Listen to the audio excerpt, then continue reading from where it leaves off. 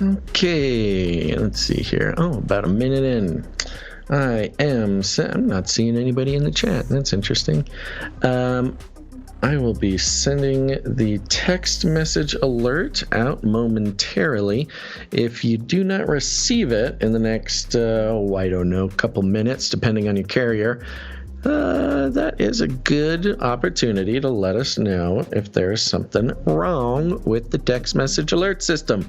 So I am pressing send now. Go, little text message. Okay, there we go. Hey. Okay, we got D-Live. D-Live is here. They are chatting. We are good to go.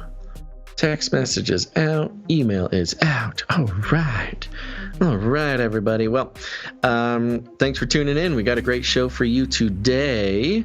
What day is it? Oh, it's Monday. It's Thanksgiving Monday. Oh, my goodness. Well, I hope everybody has a wonderful week. As we mentioned before, our schedule will be a little bit affected by the holiday this week, but stay tuned. More about that. And other than that, yeah, we got a great show. I want to remind everybody you can head to canarycry.party. You'll find all sorts of resources, but you can also sign up for the text message alert system. You can sign up for the newsletter that we send out before every show. It contains all the sources, all the art, all the good stuff for every single episode. So we hope you sign up for that and enjoy it. If you do sign up for it, remember that you're going to need to move it to your inbox. Only about 20% of those newsletters make it into the inbox because of, Gmail algorithms, things like that. So if you do find it in your promotions tab, make sure to star it or right click and move to your inbox. That will not only make sure that you get the email, but it will tell the Google overlords that it's a good email and they should let it into more people's inboxes. All right, sounds good. Okay, here we go. Let's get this show started, baby.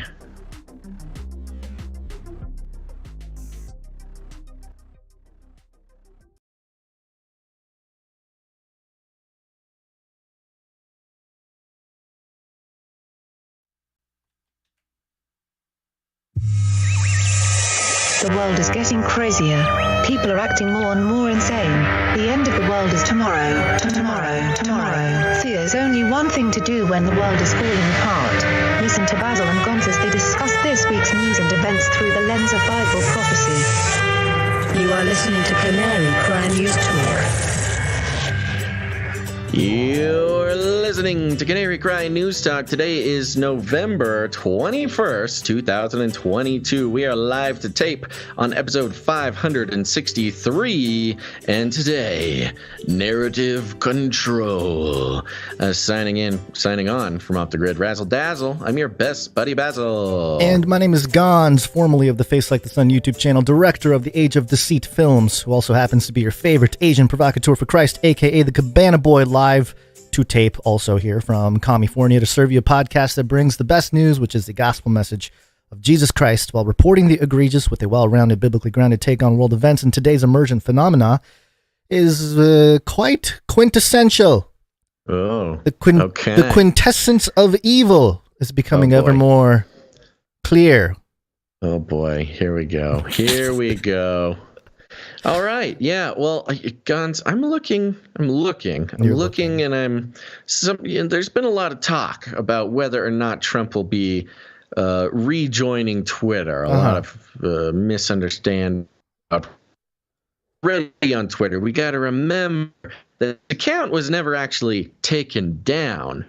He left up all of his previous tweets for like historical reasons. But as of now, I still do not see that Trump has Twitter or done anything to like tweeted or anything like that. So nobody's that's most important. Hey, I know we just went live, but your connection is so bad. We're gonna have to reconnect. It's really bad. Started. Oh no! It literally started as we went live. I know, right when we went live. I know. Ah, jeez. Yeah. Okay. So you want to reconnect? Let's do a quick reconnect just to. Okay, here we go. Farewell, everybody. Okay, there he goes. Goodbye, and then we will reconnect. This is fun. This is fun. Live. It's so loud. And I'm back. Yes. Here I am. Is it doing anything? Here you are. It sounds better. I mean, we'll see how it goes. Yeah, it's really fun because, we spend about 2 hours on the call before the show starts. Yeah. As we set up the show, we're making decisions, we're exploring, researching, doing the things. And then, of course, immediately when we go live is when the problem starts. And for the techies out there, no. I do not do the streaming from my computer. So an extra, packet going out should have nothing to do with my connection. Anywho, here we are. Yeah. Long story short, Trump is not on Twitter. Don't worry, everybody. Our democracy is safe. Well, the path is set, though. At any point, it's a power play. Anytime he decides to retweet will be a strategic thing. It's not going to just be. He's being so withholding. Right. Well, yes. Why? He's got his own thing. Maybe he should tweet a link out to Truth Social. That'll be his one and only tweet. Is like, everybody go to Truth Social. Yeah, that would be a good plan. All right. Well, we got a great show for you today. Let me give you a little bit of a rundown. Oh, look, here's Basil. Let me bring you up to speed. That's right. And for all the content moderators, censorship managers, be they robots or humans, everything you hear on this show comes directly from the mainstream corporate media news. We do not claim to be experts on healthcare, geopolitics, military strategy, corporate law, or the moral and ethical implications of any of these topics, nor do we implicitly or explicitly support or subscribe to any sources of narrative containing misinformation, disinformation, or malinformation as defined by the Department of Homeland Security. Today, we're starting out with some lead stories regarding FTX, Sam Bankman-Fried. Now, look, folks, we've been talking about this fella. Gons was bringing him up way back in the day. Nobody cared, including myself. Turns out he's sort of at the top of the pyramid. He's got his tentacles not only in the war in Ukraine and the Democratic Party and the tax dollars, but also some some new details you'll find out later on in the show. But the Deepfake conspiracy is at it again. SBF Deepfake. We'll see what the I don't know, the conspiracy nerds are saying about that. Flippy updates as they continue to indoctrinate the children with a love of robots that surpasses all understanding. We'll then be moving into some reporting about the Club Q shooting. Some interesting details there. How is it being reported? How is it being received? Elon, of course, there's got to be some sort of Elon controversy, as they say in the UK. But the World Cup, Twitter, advertising. What's the story? Why do we care? You'll find out. And then, of course, it's been a while. We got to get an update on our good pals over at CNN. After the break, today, I'm warning you ahead of time, we will be cutting off the YouTube channel because we will be talking about some topics that YouTube does not like us to talk about. It's too hot for TubeTube, baby. But yes, if you want to learn about the FDA, the ivermectin updates, the wild web of narrative construction and deconstruction over the past couple years, you're gonna want to head to our Rumble, our DLive, any one of the myriad of outlets that does not make a habit of harassing us and suspending our account. Go check it out. Second half of show. And then Antarctica, Nephilim, they're coming for you. End of the show. Groundbreaking research. You can't miss it. All right, Gons, you want to start us off with our lead stories? We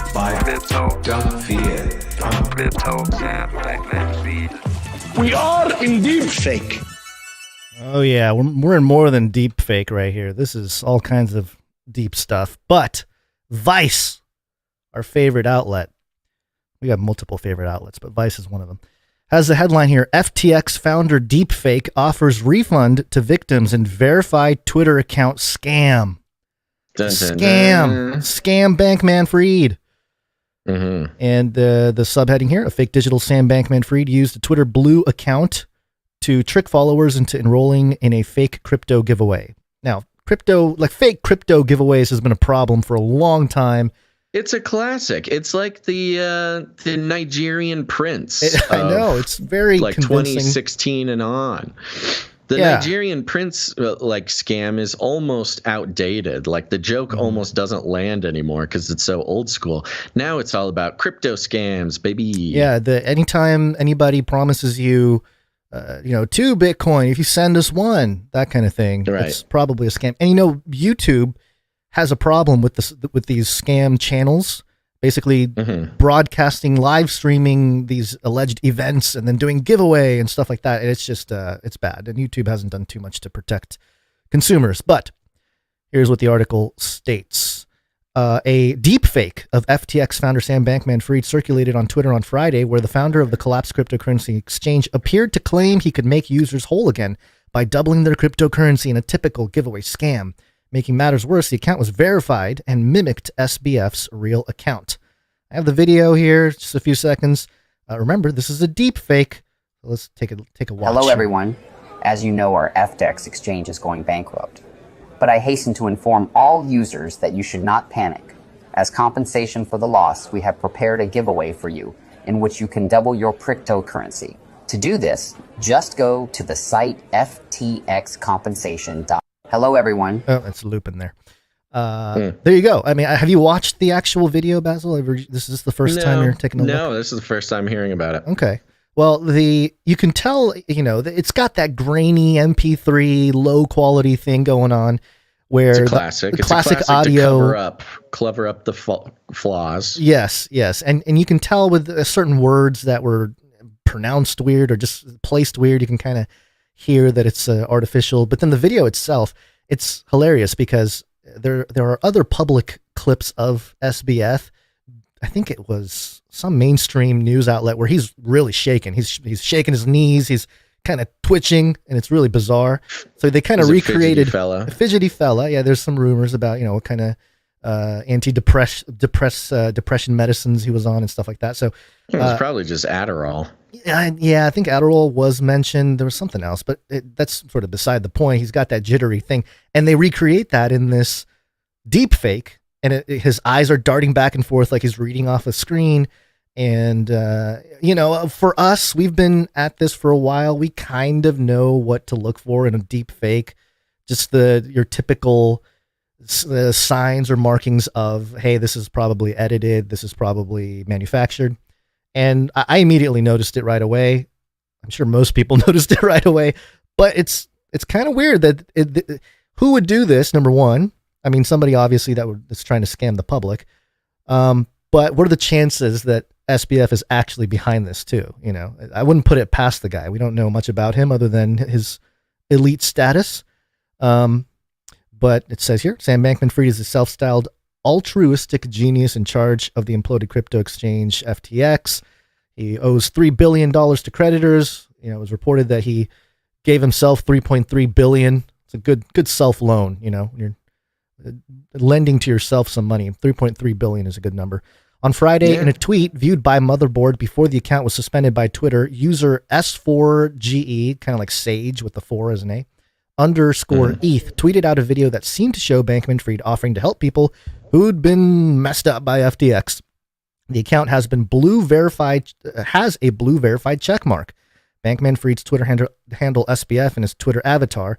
So everything about the account looks exactly the same. You have to look at the @ symbol, like the @ whatever, which to know such exactly. A simple thing to do. I mean, it's one of those. Look, I get it. You see something that excites you, it confirms your bias, or it has something that really gets you pumped, and you don't look at the actual details of where it comes from. Actual handle, Not everybody's on Twitter, so they might not understand this, but even if you're looking at a fake version of somebody's account, all you got to do is look at the actual handle, and it'll tell you that it's not the person that it's claiming to be. So it's an easy thing to spot. And I'm surprised it works for anybody.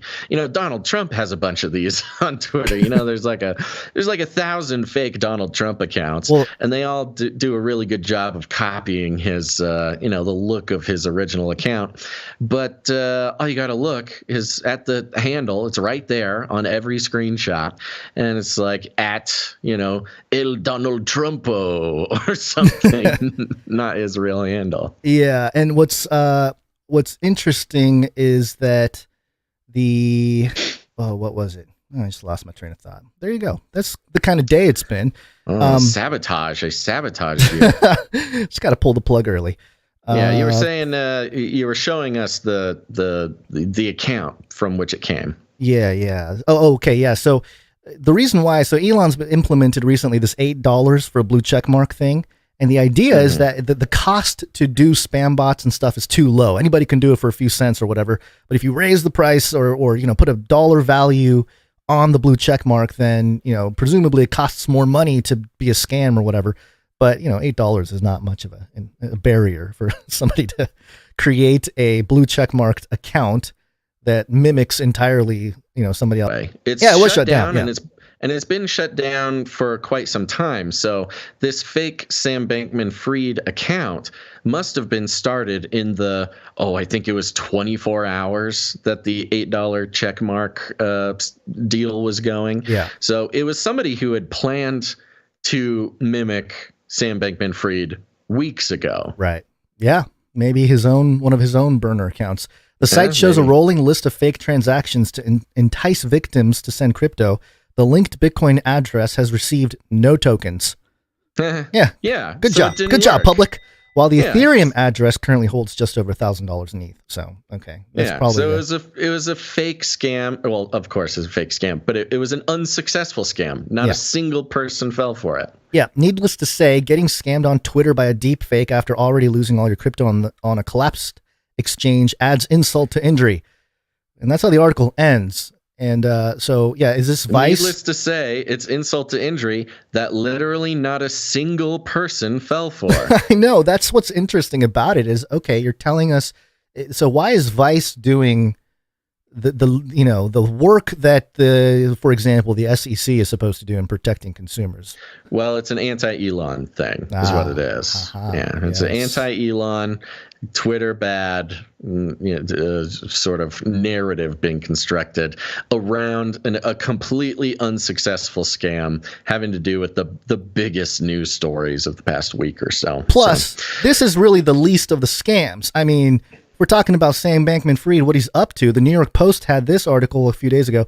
FTX founder Sam Bankman-Fried to appear alongside Ukraine's Volodymyr Zelensky at exclusive NYT event. Yes, I saw this. The New York Times had an event that was supposed to go on next week or this week. The 30th of November. Yeah. Yeah. And it had Sam Bankman-Fried, Ukrainian President Volodymyr Zelensky, and Janet Yellen. The Treasury Secretary. So it was like this lineup of.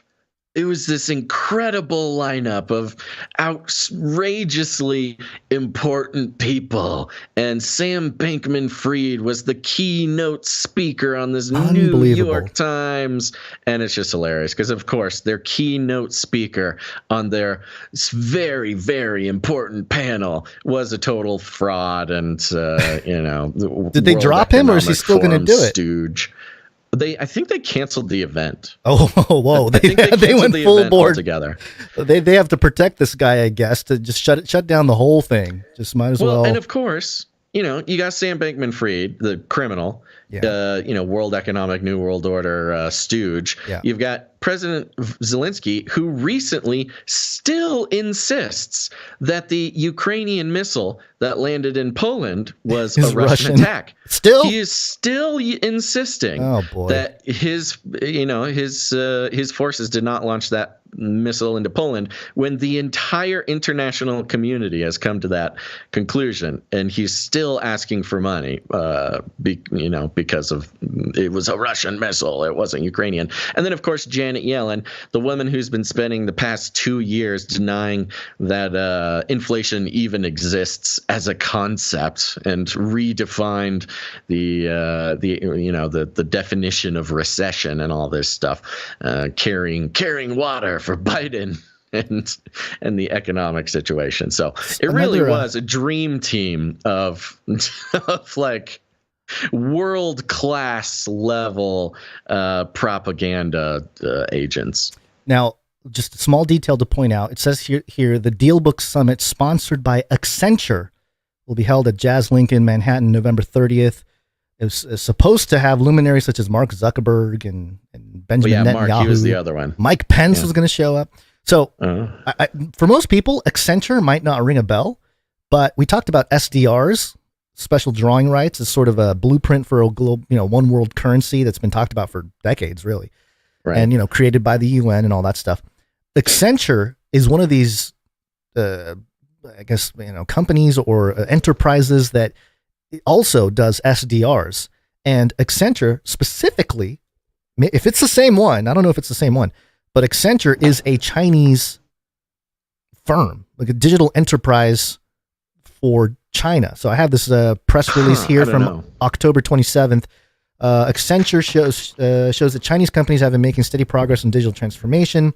We don't have to get too deep into it, but the China Digital Transformation Index research, it was conducted by Accenture, and Accenture has a sort of a hand in creating, again, SDRs from the Chinese perspective. So just something interesting, a small little detail that may not have. Yeah, I haven't looked into it, but it is interesting. Yeah.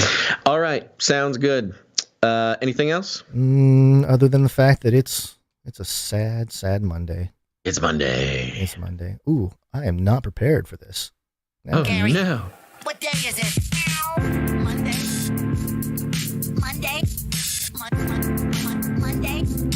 Sounds like somebody's got a case of the Mondays. Me. Gary, what day is it? Monday. It is Monday. We're doing it. Monday. It is Gons. You're feeling it. Sounds like you're feeling it. Oh, yeah. Feeling all kinds of things. Yeah. Well, it's the holiday week. Thanksgiving's coming up. We're so thankful for all of you listening and producing the show. This will most likely be our only live show for the week. Gons, you've got some heavy duty Thanksgiving family plans going on, and we are attempting to put some supplemental material together, but we'll be giving updates on that later. So keep an eye on your podcast feed, of course. Of course, not everybody is even subscribed to the podcast, which is interesting. But if you haven't done it yet, go over to whatever podcast player you like to use and subscribe to Canary Cry News Talk. It's a wonderful place where, as of now, is impossible to censor. You are subscribing directly to an RSS feed that we broadcast out. Right now, it is not live, but the audio quality is much higher. And for those who use Spotify, which is not many of you, but for those who do use Spotify, soon you will be noticing that you will be given the opportunity to watch the video version of the show. Whoa. In Spotify? Very fun. In Spotify. Oh, we've sold out. What contract did we sign? I wish they would pay us. Where's for our 100 million? No, we figured out Joe the Rogan tech. set the standard. We figured out the tech. We're able to upload the video to Spotify. So for those who are podcast listeners, you wait for the podcast to come out. If you ever want to check out the video, you can check it out on Spotify. Any personal stuff over the weekend, Gon? What was your weekend like? Anything good? Nothing too intense or crazy, but I will just remind you that today is the birthday of Robot Jocks. Robot Jocks. Oh my gosh, is that on the Canary Cry calendar? Yes, sir.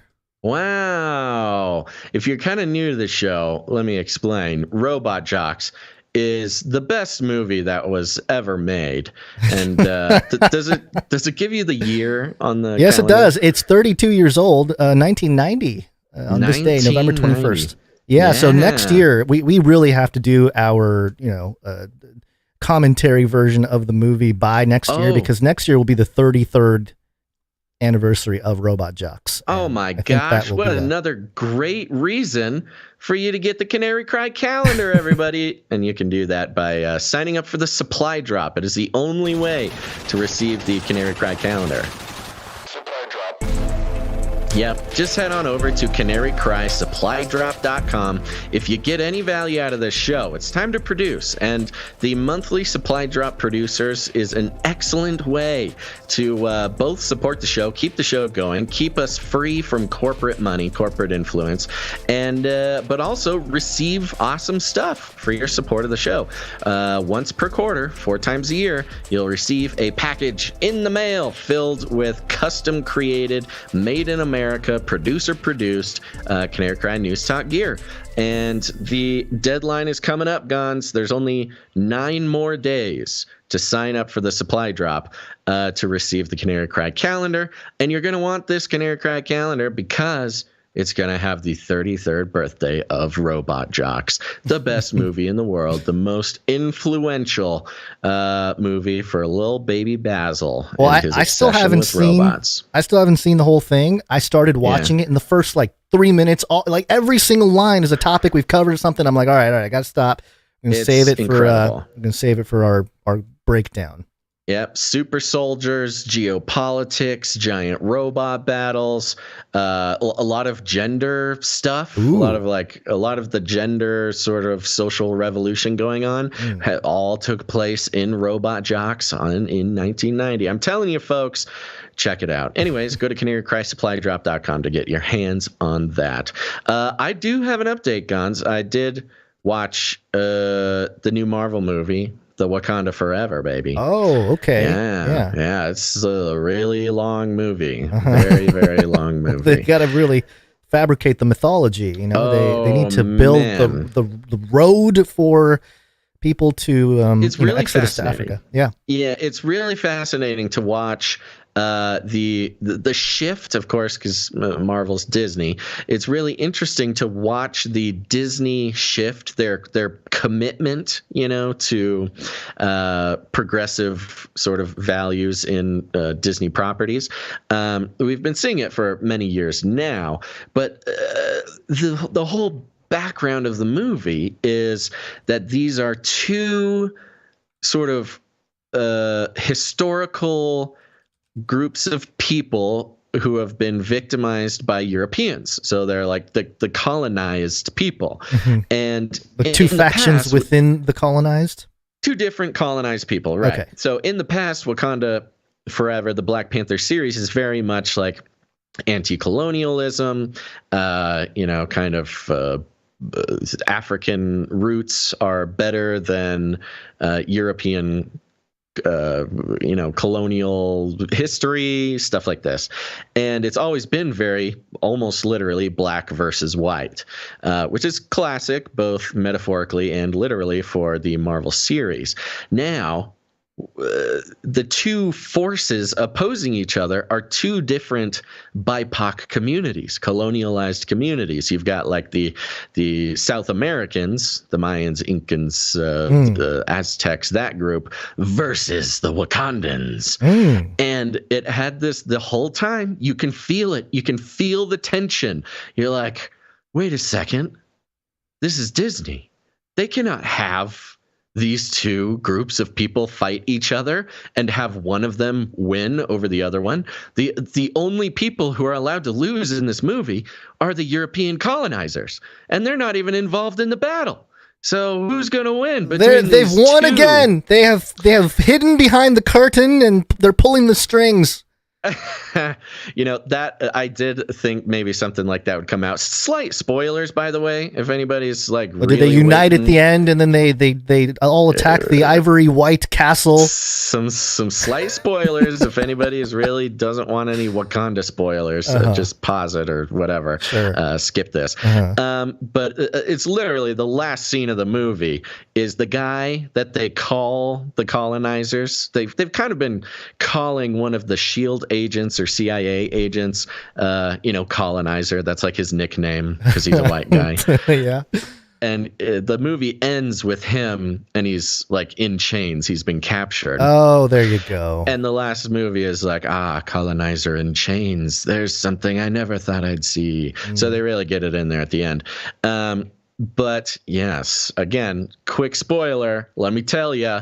In the battle between the two historically colonized civilizations, it's a tie. So it's a total tie. Well, they're tied for the greater good of taking down the White Knight, right? Oh, the entire storyline is that Namor wants to kill everyone in the world. He wants mainly the colonizers. Very original.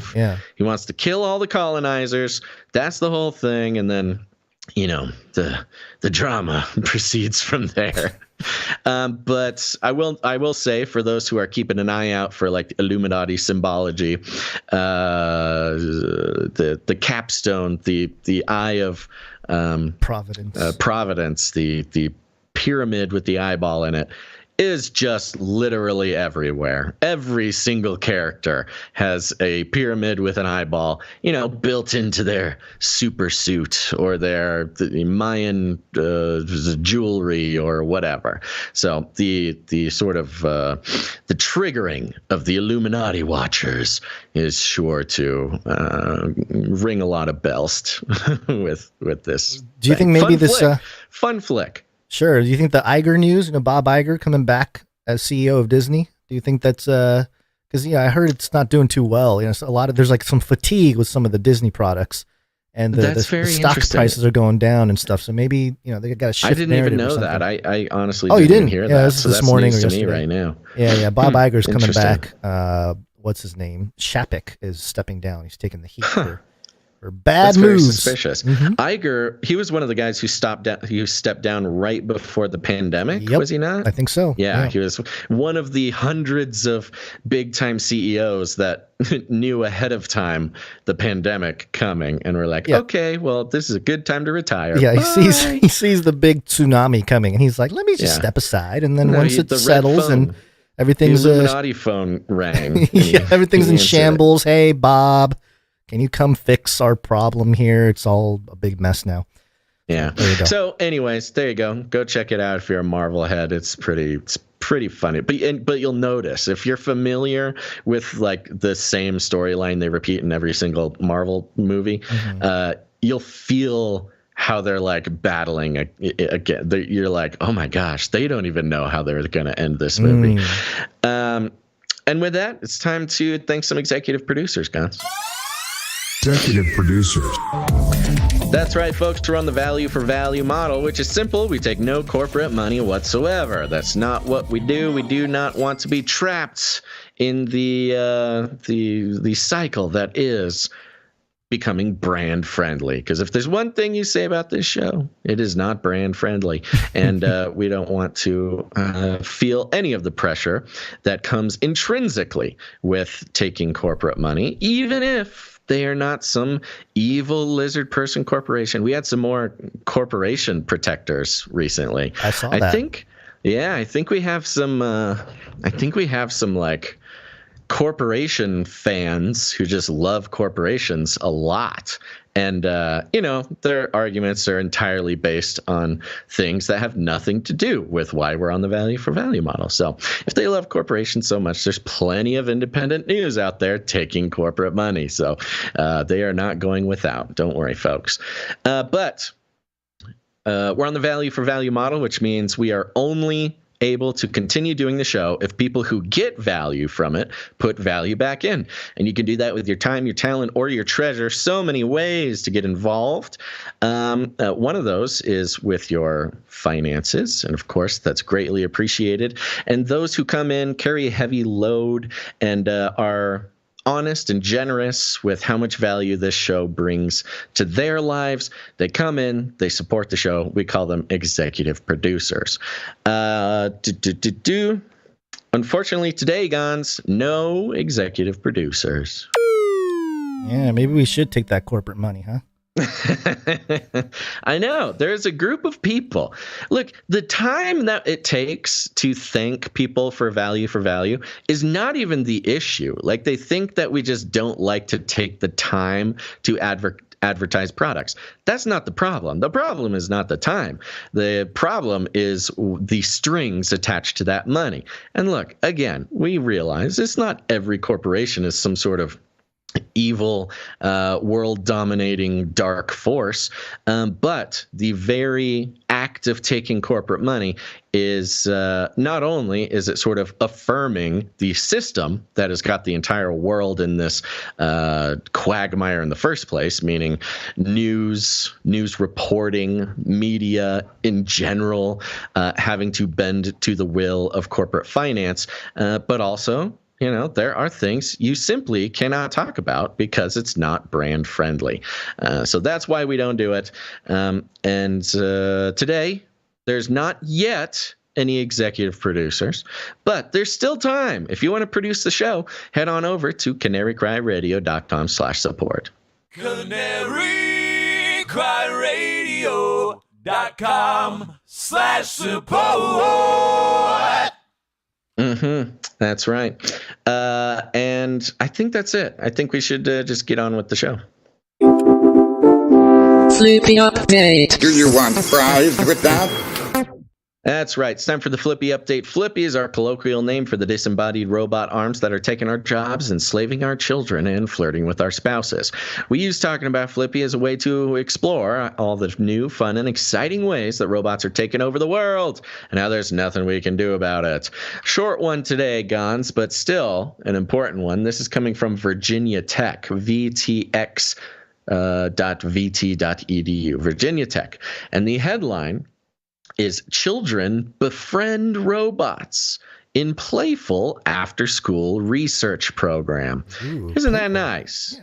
Yeah. Some kids, they need some their parents' work. They don't want to be latchkey kids, so there's all these nice after-school programs. Well, some of them go a little bit further than just babysit your kids. They go ahead and create an environment where your children can learn not just about robots, but learn to love the robots. Let's read more here. It goes like this. With the touch of a screen, Pepper, the robot, came to life. Gentry Wetmore, 7, was there for it. She started moving her hands like a musical conductor as soon as the 4-foot-tall robot began talking, playing music, and waving its plastic human-like arms, fingers, and hands. Eventually, the second grader broke into a dance right there in the library at Eastern Montgomery Elementary School in Elliston. Quote, "It's so fun," Wetmore said after she slowed down to catch her breath. Quote, "I like robots." Dun, dun, dun. Her reaction matched many of the other students. In the midst of a loud library scene on a recent Wednesday afternoon, some sat on the floor trying to coax Aibo, a robot dog, to fetch a ball and walk towards them. Others experimented with oranges and a tomato that, when hooked up to a laptop, made different sounds at the touch. There was lots of laughing, even squealing. That's actually the purpose of the program. Laughing and Squealing Guns. That's the purpose of the program. I'm for the robots. Which is meant to help students become familiar with science, technology, engineering, arts, and math fields. All right, so we've seen this before, some sort of summer camp after-school program, encouraging kids to get into STEM, science, technology, engineering, and math, especially in rural areas. It's sort of a philanthropic thing to do, is let kids experience technology. And this goes kind of into quite a bit of what's available at the program, but I wanted to skip down just to keep it succinct here. Skip down to after the picture with the Asian teacher man and the kid in the blue shirt, Jurassic Park shirt, and the Pepper robot, because when I read these articles, I don't want to read the whole thing. It's all very PR, kind of boring, kind of yay robots, but there is always something in there to be concerned about. And here's the one in this article. It goes like this. This fall at Eastern Montgomery, the focus is introducing robots as social creatures, more so than science experiments. Okay, social creatures, personhood. So you've got the personhood of robots, the social creatures. They're not just science experiments. They're not some piece of technology. They are a part of society. That is what a social creature is at its core, is a member of society. It keeps going. The group of robots, which the research team purchased and programmed, talk, move, and respond to the students. Quote, "We really socialized these robots and introduced them as our companions." So remember, you've got young kids, 7 years old, maybe younger. Adults still kind of hold this like godlike position in a kid's life. I don't mean God in sort of the religious sense. I just mean like adults are all knowing. You trust adults. Adults tell you what is true. You do what adults tell you. That's what being 7 and in public school is all about. And the adults, Choi, this researcher, introduces the robots as their companions, not as a machine, not as an invention, as companions. Quote, "We are curious if it will alter children's perception of robots. We focused on the robot that has features that can act like humans or animals. It could be through speech, gesture, or facial expression." So specifically, the goal of this was to see. Now, remember, with kids like this age, you're not simply seeing what they think. Everything you do is programming their perception of reality. And they just come right out and say it is, we were trying to program these kids to see robots as people, as social creatures. And it goes on, gives a little bit more, the students, asking the students if they think that the robots breathe, whether they eat food to survive, et cetera, et cetera. Then it goes into this. Ultimately, the Eastern Montgomery students' curiosity is an important barometer for the researchers. Quote, "Being comfortable with technology, even though they don't know yet how to control it, this may truly spark their curiosity," Choi said. Quote, "We are focusing on their comfort with uncertainty." And, he says it in an interesting way. We're focusing on their comfort with uncertainty. When you take a second, kind of analyze the way that they went through this, they're actually kind of taking advantage of their comfort with uncertainty. Because what does a child do when they are uncertain? They seek out an adult. If you're uncertain, you seek out an adult, and the adult tells you what to be certain about. And in this case, these kids don't really understand robots. They don't even really understand that they're not people. I've talked about, some kids that I know that don't, they think that Siri is a person, or that Alexa is an actual person. Maybe not a human, but a person. And it's very interesting. in this after-school program filled with kids who are, of course, it's being advertised as a way to get them interested in science. And yet, it says right there in the quotes that they're really socialized. They socialized the robots and introduced them as companions. So those kids will see the robots as social creatures and not machines. Now, some might might explain this like, getting kids interested in technology, inspiring them to become roboticists or whatever. Some might consider it indoctrination, that robots are people and get used to it because it's not going away. Yeah, I think that summarizes it. The concept of over-socialization is a problem right now. I mean, that's really what led to the whole woke propaganda, progressive left, all that kind of stuff was over-socializing an entire generation. So, under-socialization was a big part of the disaster of the COVID school closures. That's right, yep. So it's really interesting that the willingness to play fast and loose with the socialization of children, both over-socializing them in a political way, under-socializing them in a, I don't even know what you want to call it, real social way. Yeah, right. Or, kind of, I don't know, robo-socializing them to find ways to, again, whether or not Choi is some sort of technocratic, world-dominating, crazy technocrat remains to be seen. He could very well be a nice guy who loves the unsettling part on these kids' socialization. Yeah, you cut out for a second there on my end, but you know what? That's been happening a lot, and we've been hearing a lot of issues with that. Yeah. I'm gonna have to get in contact with my internet guy because. Of course, the podcast version of the show, that's a good thing to remember, folks. If you watch live and the internet is like cutting out and my voice cuts out, the podcast version of the show is super clean.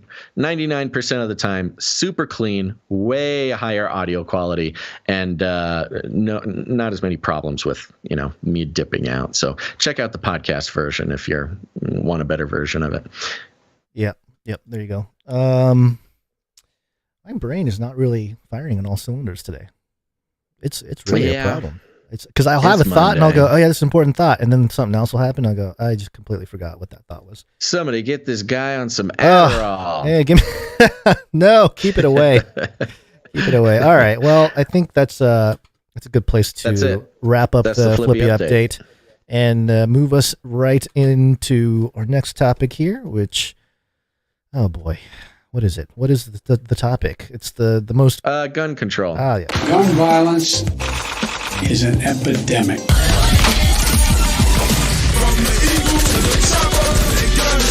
think the deer are wearing Kevlar vests? Forgot about those jingles. The deer are wearing Kevlar vest. Yeah, big news event over the weekend. Of course, the Club Q shooting has reignited. It was about time that the gun control conversation got reignited in the national media. It's been gone quiet for a little bit. Oopsies. Let's see here. I'm just going to bring this. Surely everybody's heard about it by now, but I thought a very interesting piece of reporting happened over at CBSNews.com. And the headline says this: Club Q suspect faces murder, bias-motivated charges in deadly shooting.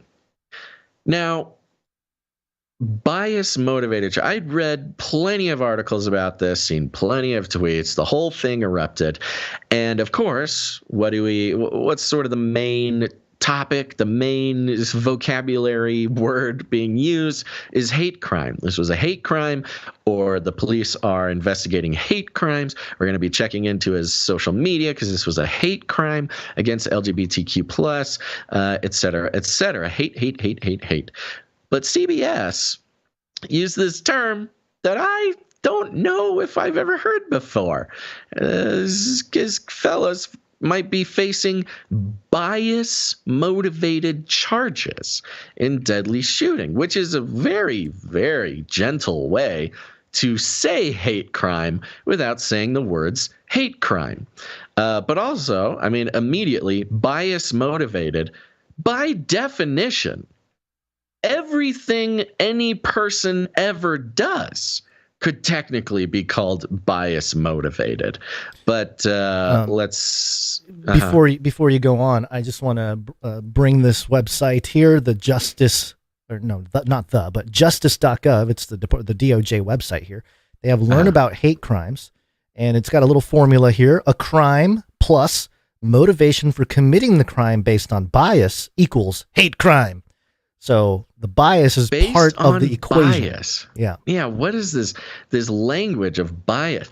As if the fine people at our corporate news organizations don't, commit bias motivated acts every day. This idea that, having a bias is considered just a part of being a human. That's how a brain works. Every brain has certain biases. Right. Now, it's important for us to recognize biases and try not to let them, rule us without our permission. But yeah, bias motivated reasoning or bias motivated anything, touches every act somebody does. Let's continue. Let me just read this. I'm sorry. Just because set it up. It's good. It says here, hate. This is back to the DOJ website. The term hate can be misleading when used in a hate crime law. The word hate does not mean rage, anger, or general dislike. In this context, hate means bias against people or groups with specific characteristics that are defined by the law. And then there's like a little quote thing on the side here. Under the First Amendment of the U.S. Constitution, people cannot be prosecuted simply for their beliefs. People may be offended or upset about beliefs that are untrue or based upon false stereotypes, but it is not a crime to express offensive beliefs or to join with others who share such views. However, the First Amendment, in 2022, that's news to me. However, the First Amendment does not protect against committing a crime just because the conduct is rooted in philosophical beliefs. So, yeah, no kidding. Yeah, crime is crime. Yeah, I know. I mean, that's interesting because that goes directly against some of the reporting that we saw during, the riots of 2020. That committing the violence, burning down buildings and beating people up was all justified because of the bias of the people committing the crime. Right. But that's okay. We don't need to relitigate 2020. Although maybe we do, but not now. Here's the article. The Club Q suspected gunman faces at least... Q the miserable... Q. Sorry, continue. Yes, of course. Just pointed out the right letter Q, yes, is part of the alphabet. The club was called Club Q. Q like... the letter Q and no other connection Nothing whatsoever. Else. The Club Q suspected. I mean, it's the YouTube algorithms have got to have it running in overdrive today because we know that those algorithms pick out everything that just uses the letter Q. If you say Q in a YouTube video, the algorithms automatically tag your content. Hey, it's time for Q&A. What is this? What false information are they spreading? Continue. Yeah, right. So the servers at YouTube HQ are overheating today. Yeah. The Club Q suspected gunman faces at least 10 charges in the deadly shooting, including 5 charges of first-degree murder and 5 charges of bias-motivated crime. It's just weird to see it put that way. 5 people were killed and 19 others injured in the Saturday night shooting in Colorado Springs. That number was revised on Monday afternoon from 25 injured to 19, with 17 of those suffering gunshot wounds. Wow. So somebody's 6 people healing people. 6 people formerly thought to be injured, I guess, are now categorized as otherwise. The 5 victims who died in the shooting have been identified as Ashley Paw, and then they put their, what are they called? I forget now. Why are none of our brains our brains are just done right now. What's going on? I don't know. Tough Monday. Yeah, it is. Somebody in the chat. The like pronouns. Pronouns. Yes. Pronouns. So they got the pronouns here. Identified as Ashley Paw, she, her. Daniel Aston, he, him. Derek Rump, he, him. Kelly Loving, she, her. Raymond Green Vance, he, him. Police credit patrons with stopping the gunman from causing even more bloodshed at the LGBTQ nightclub. Police said one patron grabbed the gun from the suspect, hitting him with it and pinning him down until officers arrived.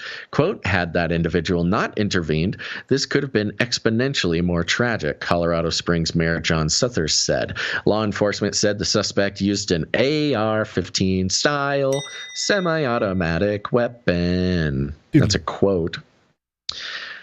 Yeah, love it. AR-15 style is back in the attack, but a handgun and additional ammunition magazines were also recovered. The gold 2005 Toyota Highlander that was towed away from the scene at Club Q is registered to Aldrich. Ooh. Gold Toyota Highlander towed away. Club Q on its Facebook page thanked the quick reaction of heroic customers that subdued the gunman and ended this hate attack. The suspect remains in custody with no bond and is in the hospital with unspecific injuries. He has been identified. Now, I'm going to read this. Let me know. Just hit that bell when anything sounds familiar to you. He has been identified as Anderson Lee Aldrich, 22. That's right. Questions are being raised about why authorities didn't seek to take Aldrich's guns away from him in 2021. Oh, that sounds like I feel like I'm time traveling. This is a more. Weird. Yeah, okay. There's more. When he was arrested after his mother reported he threatened her with a homemade bomb and other weapons. Homemade bomb? It is. What is this guy doing out in the streets? Look, how is he a free man? It is an incredible replay of pretty much every single suspect in a crime like this over the past at least 3 years, possibly even longer. He's in the age range 18 to 23, as we've identified. They are all 18 to 23. Every single one of them has had a run-in with police, a violent threat or a violent act, something where police were aware of this individual within 2 years. I mean, the timeline of every single one of these guys is without fail. In the past year or two, they had gotten in trouble with the police for threatening. It's usually their mother. Their mother, like the mother does show up a lot. They must always show up. They must be part of the developing of the mind control there, you know? Well, you know, that's mothers have quite the influence on their sons. So, you know, it's always a 18 to 23-year-old.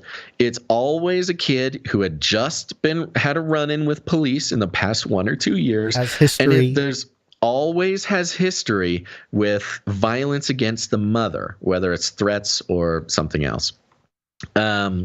And of course, then it goes. Let's see. I'll read on real quick. Though authorities at the time said no explosives were found, gun control advocates are asking why police didn't try to trigger Colorado's red flag law, which would have allowed authorities to seize the weapons his mother says he had. There's also no public record that prosecutors ever moved forward with felony kidnapping and menacing charges against Aldrich. So again, the exact same story where the kid was a candidate, an obvious candidate for a red flag law to take away the guns. An obvious candidate for federal violence charges, which again never were prosecuted. This happened, I believe it was the Uvalde shooter who had almost this exact storyline. It's almost like they become assets and they just they deploy. when given certain. Why not put this kid in jail after threatening his mother with a bomb? There's a useful scenario where he shoots up a club. That's certainly what the conspiracy theorists would be led to think. You know what they should have? Who is suspicious, that's exactly what they would think. I mean, that's what we see in movies all the time. You know, somebody does something crazy, then the man in the black suit makes the file disappear. Then a year later, something else happens. I mean, it's a storyline we've seen over and over and over. They should. I know the red flag laws have their issues, but they should just have a sort of like a conspiracy theorists red flag index or something where there's something not right, you know, they just put a number on it. They don't have to necessarily listen to it, just so that there's some kind of record of the public, being suspicious about the patterns that arise from these kinds of events. We should do this? No, I mean, I don't know. Maybe law enforcement definitely should, but maybe that's... You know what would spot this easy is an AI, Gons. Let's get AI. We need some pre-crime AI. Oh, yeah, well, that's get them involved here. Yeah. And then it goes on. Michael Allen, the 4th Judicial District Attorney, said that the suspect has not formally been charged as of Monday afternoon. Aldrich is scheduled to appear before a judge via video at a future date. A bias-motivated crime is defined as a crime with intent to intimidate or harass another person because of their perceived race, religion, sexual orientation, among other things.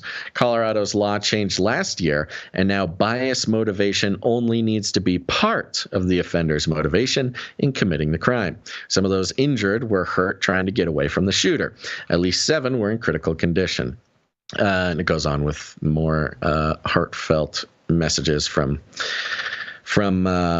politicians and stuff. Now, this, where was I going to go with this? Where's the thing that I just read? Come on. Where is it? Okay, so talking about the bias crime is defined as a crime with intent to intimidate. I'm talking about specifically about reporting. So usually within an hour of something like this happens, a full comb through of the person's social media has been completed. The Instagram has handed over their private messages. The complete cyber life of this person is known and being reported on. Now, there's obviously a lot of reporting going on, and I have not read every single piece of reporting, but the ones that I did read, and there were many, they all said, oh, well, we don't know if this was bias motivated. We don't know if it was a hate crime. We're going to go through his social media, et cetera, et cetera. What I don't see that I do see with every single other shooter is screenshots of his social media and pointing out that he was a Trump supporter, pointing out that he was, a bigot, picking out his tweets, picking out his Instagram posts, picking out everything, putting together a sort of cloud-based, a crowd investigation where, just normal people go nuts and putting out the messaging about how this guy was a Republican Trump supporter, et cetera, et cetera. I have not seen any of that so far. Have you? No, I haven't paid too much attention to it. I saw the news break. It makes me wonder what was actually on this kid's social media, and if it's inconvenient to the national storyline that it's the crazy right-wing white supremacists, incels who are committing all these crimes. Yeah. Now, we'll keep an eye out, and I'm sure, I'm not saying that it's not going to happen. It is early, but it's not too early for the crowd. Usually there's stuff. Yeah, usually the crowd finds stuff. It's usually immediately that all this info is available. So we'll keep an eye out for it, but a lot of really strange details about this whole thing. Yeah, and patterns that seem to emerge almost every time something like this happens. Oh yeah, it's the craziest thing. Yeah. So this is America. Club Q shooting, scary for the transgender community or the gay community or minorities or whoever it is. And this, I think that, timing wise, of course, we're in the post-election, the midterm elections. We, like you said, we haven't had a gun control story in a while. And so there's all these reasons. But there's also something else going on around the world that I think it just in the spirit of contrasting narratives and shaping how the world sees the United States in particular, is the whole World Cup, which is SPORTSBALL, Basil. I'm watching a sports. Sports did good. Ooh, did the ball go? But it also has to do with Elon Musk and money and beast system and value for value and all kinds of stuff here. You are already sort of a cybernetic symbiote. Neural nets are taking over from regular programming. So you are connected. Speaking of the beast system, beast system. This is Indy.co.uk. And the headline here, why advertisers have to stick with Qatar, but not with Twitter. Yeah. Interesting. Good question. It says here, the World Cup needs advertisers, but the advertisers need the World Cup more. Twitter needs advertisers, but advertisers can get along without Twitter. Burn, Elon. Two of the biggest stories of the moment gives a stark illustration of the power and lack of it in the media space. The World Cup is huge. An estimated 5 billion people will watch it out of the 8 billion of us on the planet. And by the way, I think somebody sent us a link to, I think it was either the UN or maybe it was the some world institution. Maybe it was the World Economic Forum. They did a whole thing where it's like, hey, we've officially reached 8 billion on our population. So there you go. Yeah, we have now breached that mark, 8 billion people. So 5 billion people will watch it. Oh man, that's a lot. That's way ahead of the Tour de France, 3.6 billion, and Olympics, 3.6 billion, and 2.6 billion for the Cricket World Cup in 2019. For any advertiser with global ambitions, access to nearly 2/3 of the world's population is one of the things you cannot ignore, even if within some of your markets there is political pushback against the regime of the host country. You may make a strategic decision that your marketing budget is better spent elsewhere, but if you take the plunge, you stick with it because you already gave so much money. And so the main advertisers have hung in there. Bloomberg went around the biggest hitters, including Adidas. Or is it Adidas? I don't know how you're supposed to say that. Volkswagen and Coca-Cola, asking them about their position. Quote, none of the 7 FIFA sponsors said they would make any changes to their global advertising plans to reflect concerns for human rights, it reported. How horrible for all of these companies. Of the 69 sponsors of national teams contacted by the company, 20 responded to confirm their commitment to human rights, though they would not say if or how their marketing might change, while 13 said they would make adjustments, but these were mostly enterprises that have little business with Qatar. As far as Qatar is concerned, there is the wider point that it is currently in an extremely powerful position in that last year it was the 3rd largest gas exporter in the world after Russia and the US. Its commercial clout is based on that, not the hosting of the World Cup.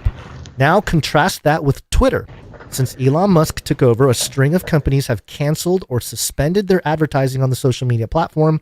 These include General Mills. For non-Americans, it is a huge producer of packaged foods, including Cheerios, Dunkaroos, and Haagen-Dazs, and Audi. Leave aside General Mills because it is very much an American corporation, but Audi, is Musk's record on human rights more morally reprehensible than that of Qatar, which Audi's sister brand VW is happy to support? He has certainly made a huge contribution to the environment, leading the switch to electric cars, so many that should be on his side of the scale, with Qatar's natural gas exports on the other side. Actually, I don't think it's helpful for an economics commentator to opine on moral issues such as this. Everyone is entitled to their opinion, but I do think it is right to point out where power lies. In the case of Twitter, it is with the advertisers, whereas in the case with the World Cup, it is not. Why? There are several parts to the answer. One is that the key audience for the World Cup are not American, so the U.S. view of the world and the values of many of its citizens are not relevant in that sphere, whereas on Twitter, they are. And then there's a parenthesis, writing this in Washington, D.C., I think it's quite difficult for liberal Americans to accept that there is a world in which the ideas that dominate the debate here are simply not thought about very much elsewhere. Again, burn America. Another is that while advertising on Twitter gets you to an important segment of the top-end market, it does not get you to the burgeoning global middle class of India, China, Nigeria, Indonesia, and so on. Still, this is interesting to me. So America is sort of, the middle class being destroyed. It's almost being ignored in a sense. There are these other rising middle class nations.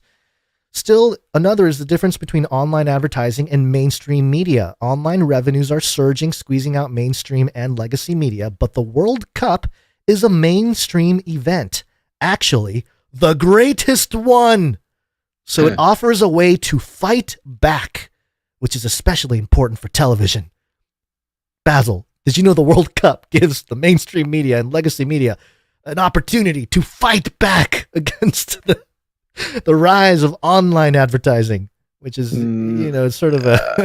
I guess in the context of, the advertising business, I could see this is their moment, an actual, cable television event that people will actually watch. Yeah. And it's funny because you can kind of see what they've destroyed over the years when it comes to world event. Like the Olympics used to be a lot more kind of, I don't know, maybe it's just the generation I was born in, but it just seemed more like, oh, it's a community thing. And then it just got more and more woke-ish thing, So is the NCAA, so is the Super Bowl and football.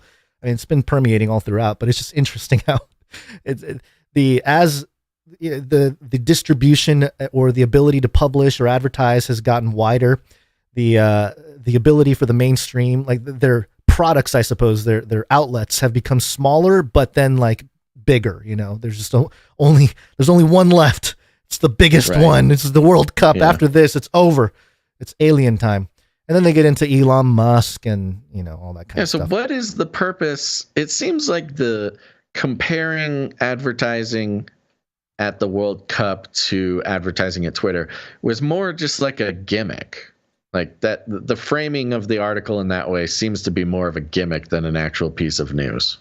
Yeah, well, is that the feeling that you get? A little bit, yeah. I'm just more interested in why bring up the Qatar thing and why bring up any of this and not address the elephant in the room, which is Qatar is a theocratic monarchy that throws gay people off of buildings. And which it's just hilarious to me. And so I have this other one here, still indie.co.uk. It published around the same time. And this headline here is Qatar World Cup opening ceremony showed that BBC can do both sports and politics, which is like, because most people watch sports to get away from politics.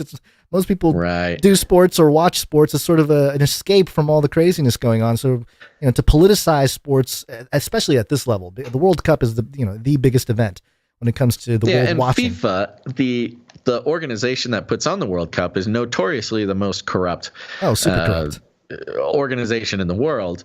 And, I had heard here and there just the stuff I was catching about the World Cup because I wasn't really seeking it out. But I was catching some things, and a lot of it was like all the corruption that went into getting it to happen in Qatar.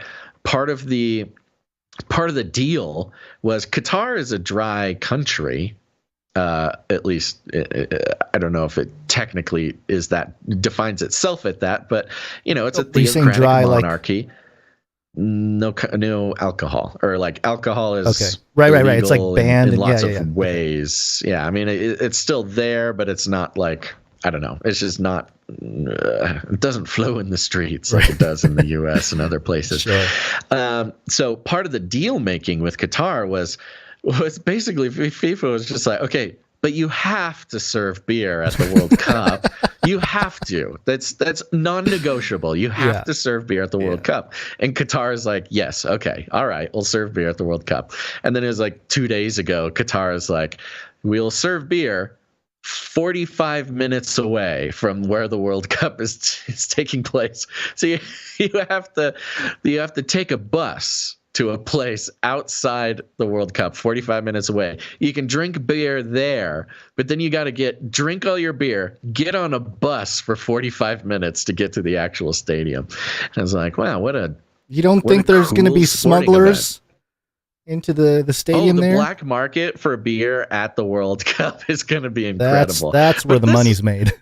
This is like the level of corruption that's being talked about in the mainstream. Not that like Qatar held the world hostage with oil, or that FIFA is the most infamous corrupt organization and wield their power to change geopolitical history. No. The big news was, can the USA beat Wales? And can you believe there's no beer at the World Cup? Yeah, what are you going to fill the cup with? So let me just read this from the article from this Indy.co.uk article with the headline, Qatar World Cup opening ceremony showed the BBC can do both sports and politics. And again, the contrast here between the U.S. and, especially because of the Club Q shooting, says here at the Olympics. So, okay, hold on. Opening ceremonies to major sporting events are, in the robust opinion of a committed sports fan, a sop to the people who love the drama and spectacle of international commingling, but have little interest in the games being played. What they don't say is all the propaganda and symbology all that goes on with these opening ceremonies. At the Olympics, they have become an enormous gaudy art form in their own right, from the jaw-dropping show at Beijing's Bird Nest to the cringe-induced Fantasia of London 2012. Remember the cringe-induced Fantasia, Basil, where you thought for sure a UFO was going to land at the London 2012 Olympics? The Olympics? They're just mentioning it as the gaudy opening ceremonies of these international events. The London 2012. Anytime London 2012 is brought up, I just want to. I like reminding everybody that was one of your Illuminati watcher ceremonies there. Yeah, well, yes, but your specific prediction at the London Games that a UFO would appear. That was that. Do you remember? Oh, yeah. I was very convinced. Yeah, I was not the only one convinced. I'm just saying. The whole online, alien community was like, this is it. It's happening. It's on the Illuminati card. But they've never been such a big part of World Cups. Perhaps the only lasting memory of an opening ceremony is Diana Ross missing with the goal at her mercy during the 1994 curtain-raising bonanza. On Saturday, Gianni Infantino, the polyglot head of FIFA, set the tone for this tournament's opening. Sat at a press conference, an array of sponsored items laid out before him, like the Generation Game conveyor belt. Infantino gave an impassioned defense of the tournament. Quote, "Today, I feel Qatari," he announced to the assembled delegates of the world's media. Quote, "Today, I feel Arab. Today, I feel African. Today, I feel gay.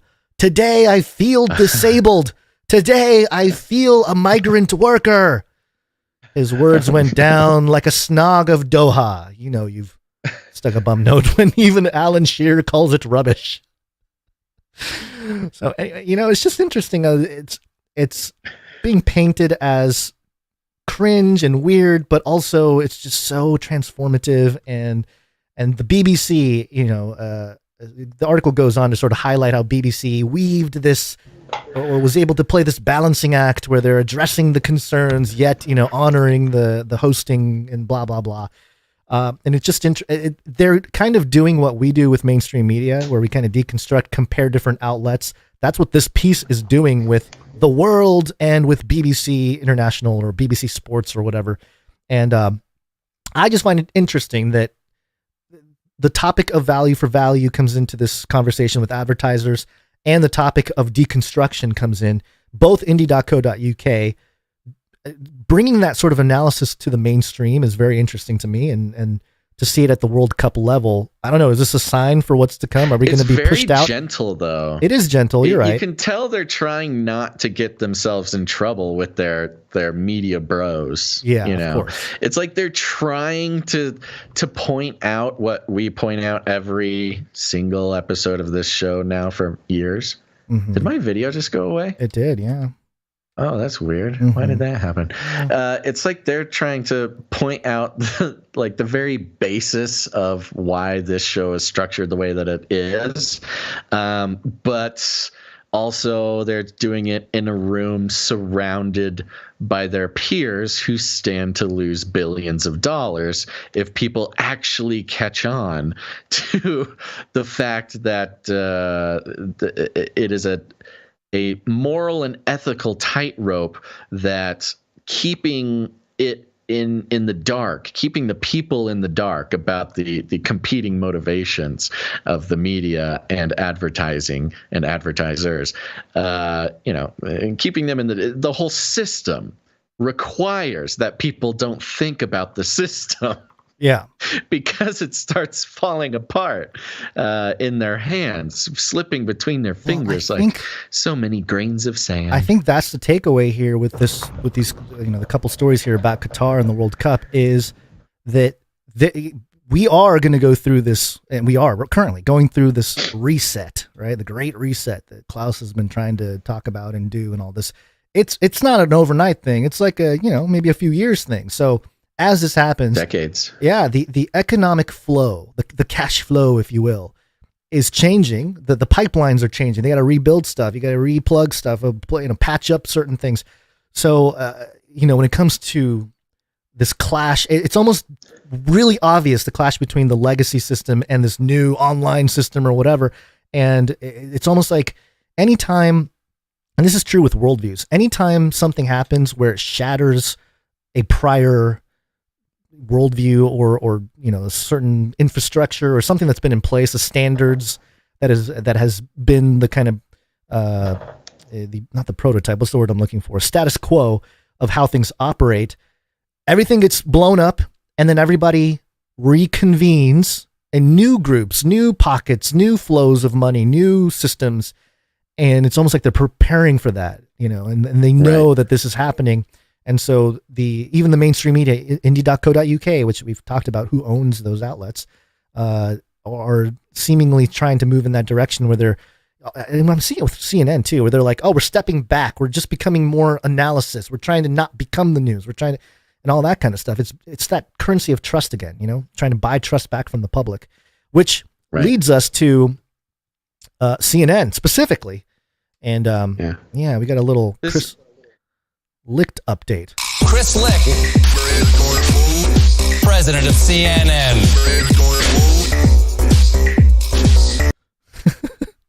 It's always fun to be able to play that jingle because we don't always hear from Chris Licht. But here we go. This is Hollywood Reporter. Reporter.com. And this is just this is just, sorry. You must have cut out because I was talking and then you came in and you were talking over me. Yeah, this is fun. Is so annoying. All right. Yeah. I was going to say, this is just kind of like a quick update, but why don't you want to take us through it? Sure. Yeah. The headline here is layoffs to hit CNN as CEO Chris Licht tells staff that restructuring will accelerate soon. Hey, there's that word again, restructuring. Didn't Klaus talk about how we need to restructure everything? It's part of the Great Reset. There it is again. Basically, CNN will see layoffs and other cuts in the coming weeks as the global news division responds to a worsening economic climate as Warner Brothers Discovery continues its efforts to bring together the Warner Media and Discovery businesses. CNN CEO Chris Licht explained the rationale in a memo to staff Wednesday, adding that, quote, "Our aim is to have most of these decisions made by the end of the year so we can start 2023 feeling settled and prepared for the future." Employees at CNN have been bracing for the changes since Licht began a review of the news division's business lines and its programming. On the programming front, CNN is set to debut a new morning show next month and canceled the Sunday morning show Reliable Sources. Licht is expecting to make further changes to CNN's primetime and weekend lineups in the coming months. Licht did not divulge where the cuts will come from, though he said leadership, quote, will be strategic on this process and will minimize the impact on our core news gathering operation and digital, both of which have already executed smart changes. I like that. We have implemented our smart changes. Yeah. What the interesting part about this is it's a pullback. We saw in the past few years CNN branching out, spreading its wings, trying to get into digital, getting into the commentary game, getting into the social engineering space, doing all the branching its tentacles out from strictly, which it never really was, especially starting about 2015, never really was a news organization in its strictest definition. And while the traditional business the traditional business advice or strategy is, you start with one product and then you spread out as much as you can, as long as it's profitable, to cover more market share, or maybe even to get into other markets. That's how you become a sort of global mega corporation. Amazon the bookstore, and now Amazon the everything. Yeah, exactly. And so this was normal. CNN was just sort of following the normal course of big business. And essentially what they're doing now is they are contracting as far in as possible, starting, of course, with chopping their digital division, CNN Plus, which was really fun to watch. But it's sort of what Elon is doing with Twitter. He went from almost 8,000 employees to 50 employees, and even more are going to be cut out. It's this extreme shrinking as far as the operations that these big businesses are even capable of doing. And that's it's almost like we're in a recession. What CNN is doing. Yeah, it's almost like the broader economic meta conditions of our time are forcing even the most too big to fail corporations to pare down. No, the economy's stronger than ever. Yeah, that's not what recession is, folks. Anyways, it is just sort of gleeful to follow the story of CNN, sort of aging like Benjamin Button, getting older and yet turning into a baby. I have concerns for one particular individual. Shill for sure. Will he survive the burning? You know what? Chris has survived so many of these cullings. I have confidence. I don't know how he did it. I don't know what deal he has with CNN. He has been able to dodge and weave through so many rounds of this catastrophe that is CNN. I'm sure he'll come out on top in one way or another. I think that's what his podcast is for. Bong Thoughts with Chris Shilzilla. Trying to, because I've gone through. I'm not going to rant on it right now, but what people are realizing, and this is what cable news is realizing, is that they're quote unquote famous people that they have, that they made famous, the Brian Stelzers, the Chris Shilzillas, even the Anderson Coopers, the all these guys. They are only famous because they work for these big organizations. They don't intrinsically draw in an audience. They're not good at what they do. They just are the ones who got the job because they navigated the corporate world well. Oh, they're manufactured celebrities? Is that what I thought these people are just genuine famous people? No, they're manufactured celebrities. We've seen over and over. When this happens, they have an incredibly hard time making a living for themselves in sort of the indie world like us, Gons. Who is the other one? Chris, the bad man. It's Cuomo prime time. I do it with evidence.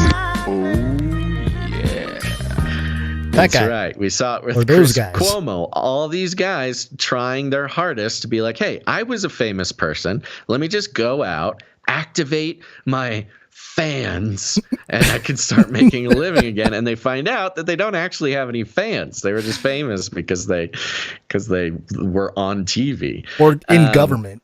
What's the other one? But Cuomo's in particular. Well, yeah, Cuomo's brother, right? But Chris Shilzilla, he sees what's coming. He was always the digital native. He was CNN's YouTube guy. He's doing the podcast. I think he's doing what everybody else now is trying to do, but he's just doing it while he also has a job still. To kind of build himself a little parachute in case things go bad. But it's the skills that you learn when, being an indie podcaster, being an independent media creator, you learn the skills that it takes to, run on a skeleton budget, run on a skeleton crew, kind of like this show. It's basically you and I, and it's only by the grace of God that we have producers volunteering their time. But I think Chris is getting in those. He's getting that experience early with his Bong Thoughts with Chris Shilzilla.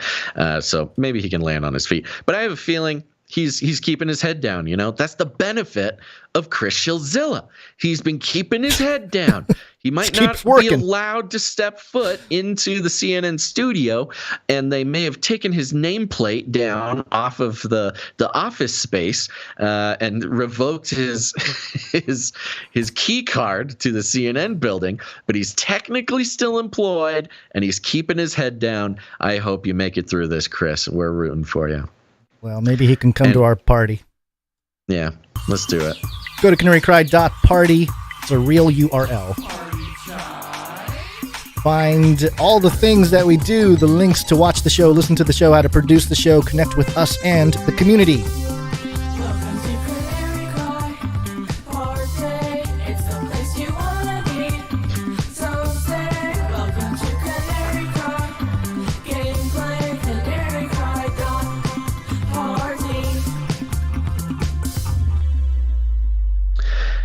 That's right. Go check it out. There's all sorts of good stuff for you there, folks. Resources out the wazoo. You can also listen to Ravel, which is a podcast I do with Dr. Christopher Ryan Gates, who's got a PhD in biblical interpretation. We explore society, scripture, and scandal, having tough conversations in good faith. You can listen to it right there at canarycry.party or whatever podcast player you enjoy. You can also check out the Clips channel on YouTube and Odyssey. Very nice resource there. You can join the newsletter or join our text message alert system. Those are both very important things to do if you want to make sure to stay in touch with us when we mysteriously disappear off your favorite platform. You can text the word Canary to 877-740-3226 to sign up for that directly as well. And with that, I want to thank some producers. It's break time!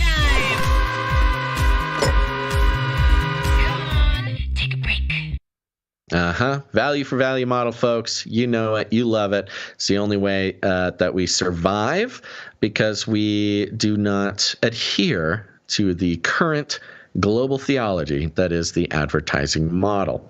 Now, with this, and this today is a great day to point this out. The downside of the value for value model is that it is risky. It is risky business. It is an act of faith to commit to the value for value model.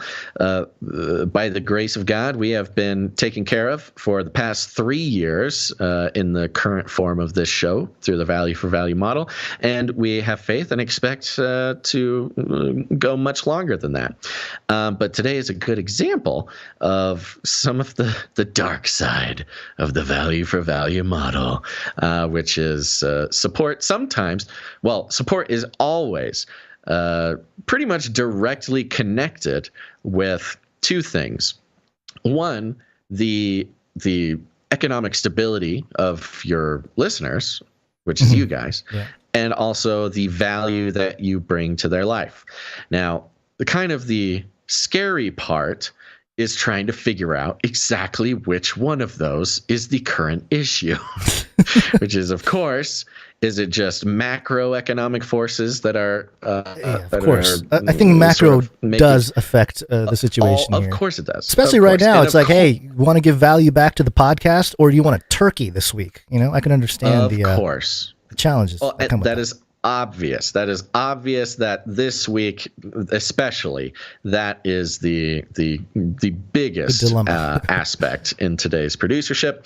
But also, it also requires that we constantly reassess whether or not we are creating value. And that's the good part about it is guns. It keeps us accountable to who? Not advertisers, keeps us accountable to the people who get value from our show, which is a good aspect of, you can sum up the value for value model in that sentence, which is value for value makes us accountable to our listeners, whereas an advertising model just makes us accountable to our advertisers. And it's that accountability to advertisers that is really the nasty part about the advertising model. We don't even need to go into evil global corporations or anything. It's just, who do you want us to be accountable to? You or our advertisers? And it's you, and it'll always be you. But we have the way that it works, value for value, is if this show brings value to your life, you can put value back in. Indeed, it's the only way we continue, is if you put value back in, either with your time, your talent, or your treasure. We got a few people to thank, starting with one supply dropper. Ooh, yes. Yes. You know it, you love it. It's the Canary Cry Supply Drop. Head on over to canarycrysupply.com, where you can support the show for $33.33 per month. Yes, it's a cheeky number. Don't worry, we are not in the Illuminati, but it is a way to both mock and reclaim a number that is usually used for secret messaging. But for us, it breaks down to $2.77 per episode. Does this show bring $2.77 of value to your life? If it does, head on over to canarycrysupply.com. And I would like to thank new supply dropper Patricia F. for signing up. Patricia, thank you very much. That's right. Thank you very much. Good news is, Gons, the short list today, it'll go fast. I do want to do a make good, retroactive. Last episode, Johnny Cool came in, supported the show during the show, and I didn't realize it because we don't track these things, folks. You have to tell us. But Johnny Cool, that was his demooching. So let's go ahead and give producer Johnny Cool a demooching.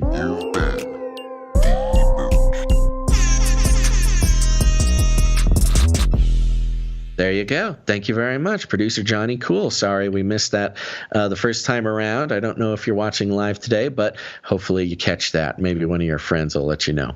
Okay, let's continue. Starting with producer Malik W. He's on a 2-episode streak. Malik. Thank you very much. Good to see you. It's a Malik streak. Next, we've got Sir Morv, Night of the Burning Cherry. It's 11/11, 168 episodes in a row.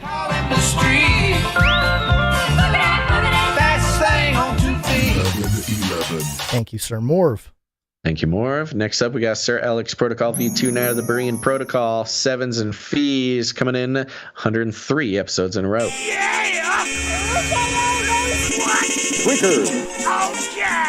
you so much.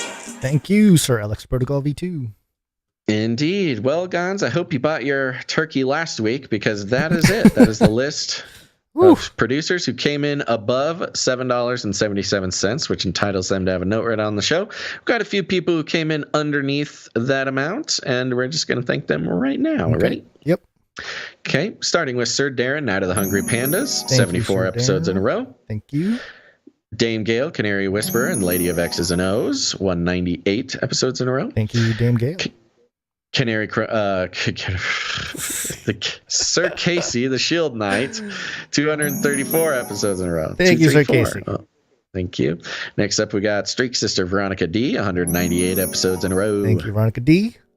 Sir Scott, Knight of Truth, 223 in a row. Thank you, Sir Scott.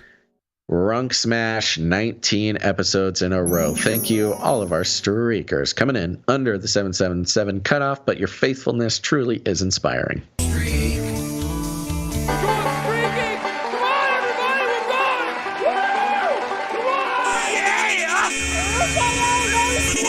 Tweakers.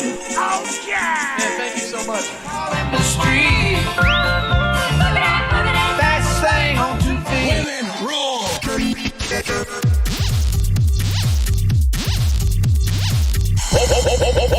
Oh, yeah. Streakalicious. I think. Yeah. Do we have a knighting today? Yes. Remember Sir Eli came in 556 and was getting an insta-knighting? Did we ever actually do that? I don't think so, but we just got the name today. Oh, we got it today. We got the name, the name today, so we can officially go. Okay, I was seeing that note. Okay, that makes sense. Do we need to read this note, or are we just going with the? I don't know. Oh, okay. I think it's fine reading. All right, sounds good. Let's do a knighting. Okay, well, let me pull out my sword. Well, yeah, do that. Now, here's mine. It's the little one. but it is beautiful. The Canary Cry Roundtable of Knights and Dames. Sorry, my brain fritzed again. Really is a Monday, it's the folks. theme of the show today. Canary Cry Roundtable of Knights and Dames. If you haven't heard, it's a wonderful, noble squadron of knights and dames who have supported this show in the amount of $1,000 or more, or they have come in during one of our Knight and Dame drives, usually an episode that has 3 digits in a row, 555. And that's what Sir Eli did. Or Eli P did, and we will knight him today in his place of honor at the Canary Cry Roundtable of Knights and Dames. I'm ready when you are, Gons. All right, we want to call up Eli P. Please step forward to the Canary Cry Roundtable of Knights and Dames, where we have a seat for you. Thanks to your generous support of Canary Cry News Talk, we are proud to pronounce you Sir Eli P. of the Amateur Martial Artists and Aspiring LARPers. Please join us at the Canary Cry Roundtable, where we have the belt of truthful truthiness, breastplate of righteousness, custom fit Birkenstocks to carry forth the gospel of peace, the shield of ferocious faith, the helmet of substantiating salvation, the supernatural sword of the spirit, and, of course, we've got adorable samurai babies, infinitely cute kitties for cuddling, and if you're hungry, we've got fancy feast, wet food, carved Cosmo, the CRISPR cow, and fried wormicorns. Welcome to the Canary Cry Roundtable of Knights and Dames, Sir Eli P. of the Amateur Martial Artists and Aspiring LARPers. That's right. The crowd goes wild, Sir Eli. You know, the good news is, Gons, if you're an aspiring LARPer, all you really got to do is LARP as a LARPer. And then you're doing it. You're a professional LARPer at that point. Thank you very much, Sir Eli. Thank you, Sir Thank Eli. you for all your support, your continued support, and hope to keep you around. Yeah. And everybody, make sure to bring tribute to Sir Eli P. Mm-hmm. Okay. All right. Ready to wake up and keep going. Yes, Let's it's wake up time. Hey, yo, wake hold up. on. We got to shut Got off a couple YouTube. things to do. Well, we got a couple other things, starting with thank everybody for the patronage. Yes. Shut up and take my money. Thank you for your patronage. Thank you for your patronage. Thank you for your patronage. And remind them that if they'd like to become a producer of the show, they can go to canarycryradio.com/support. canarycryradio.com/support. Now shut down YouTube. Okay, now YouTubers, I'm gonna put a link into the chat. Where do we want them to go today, Gons? Well, Rumble or D-Live. Yeah, probably D-Live. That's the one that gets. If you want the chat yeah. on the screen, so the D-Live chat goes on the screen. Let's see, what is that? That's dlive.tv/ccnt. Let me check. No, I don't think that's it. Which one is it? Oh, I didn't put a slash. I put an apostrophe. Apostrophes don't work in links, folks, in case you needed internet advice today. I'm going to put this here. If you're on YouTube, get off YouTube, just generally, entirely, altogether, forever. But also, right now is a good time to do it. That link is also not working. Are we off? No, we can't possibly be off of D-Live. No. Do you have a chat? Do you have a link for the D-Live? We should. Let me double check. My thing isn't working. Oh, okay. It's not CCNT. It's the full spelling out of Canary Cry News Talk. Here you go. There's the real link. All right. Head on over to D-Live. We're also on Rumble. We're on Odyssey. We're on Rockfin. We're all over the place.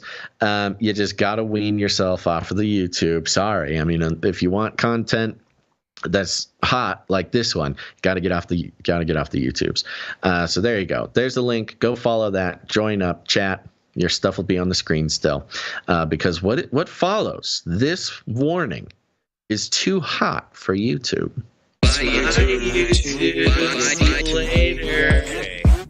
Okay, it's happening. Everybody stay calm. Everybody stay calm. What's the procedure? Go to Twitch, Rumble, Odyssey, Twitter, Facebook, whatever it is. You can find all those links at canarycry.party as well.